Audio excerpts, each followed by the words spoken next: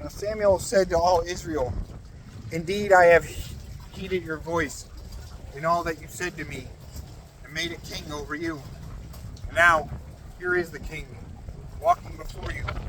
Now I am old and gray-headed, and look, my sons are with you. I have walked before you from my childhood to this day. Here I am, witnessed against me before the Lord, and before his anointed. Whose ox have I taken? Or whose donkey have I taken? Or whom have I cheated? Whom have I oppressed? Or from whose hand have I received any bribe with which to blind my eyes? I will restore it to you." And they said, "You have not cheated us or oppressed us, nor have you taken anything from any man's hand." Then he said to them, "The Lord is witness against you, and his anointed is a witness this day, that you have not found anything in my hand." And they answered, "He is witness." Then Samuel said to the people, "It is the Lord who raised up Moses and Aaron, who brought your fathers up from the land of Egypt. Now therefore stand still, that I may reason with you before the Lord concerning all the righteous acts of the Lord which he did to you and your fathers, when Jacob had gone into Egypt. Your fathers cried out. Then the Lord sent Moses and Aaron, who brought your fathers out of Egypt, and made them dwell in this place. And when they forgot the Lord their God, he sold them into the hand of Sisera, commander of the army of Hazor, into the hand of the Philistines, and into the hand of the king of Moab, and they fought against them. Then they cried out to the Lord, and said, "We have sinned, because we have forsaken the Lord, and served the Baals and Ashtaroths. But now deliver us from the hand of our enemies, and we will serve you." And the Lord sent Jerubbaal, Bedan, Jephthah, and Samuel, and delivered you out of the hand of your enemies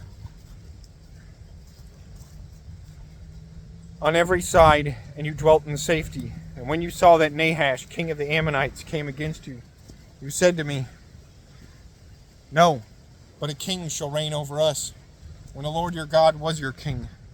Now therefore, here is the king whom you have chosen, and whom you have desired. And take note, the Lord has set a king over you. Do you fear the Lord and serve him and obey his voice, and do not rebel against the commandment of the Lord, then both you and the king who reigns over you will continue following the Lord your God. However, if you do not obey the voice of the Lord, but rebel against the commandment of the Lord, then the hand of the Lord will be against you, so as it was against your fathers.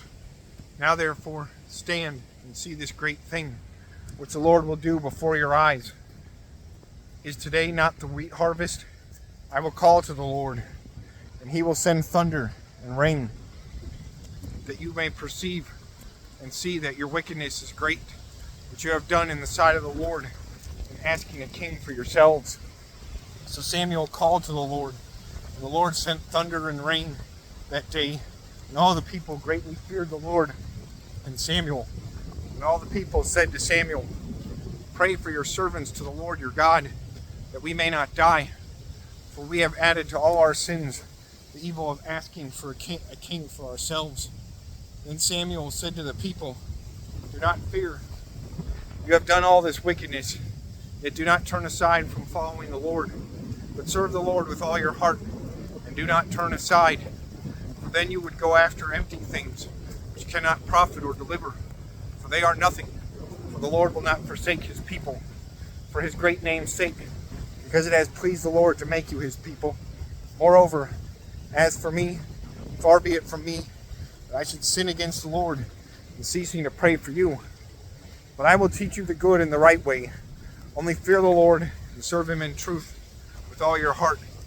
For consider what great things he has done for you. If you still do wickedly, you shall be swept away, both you and your king."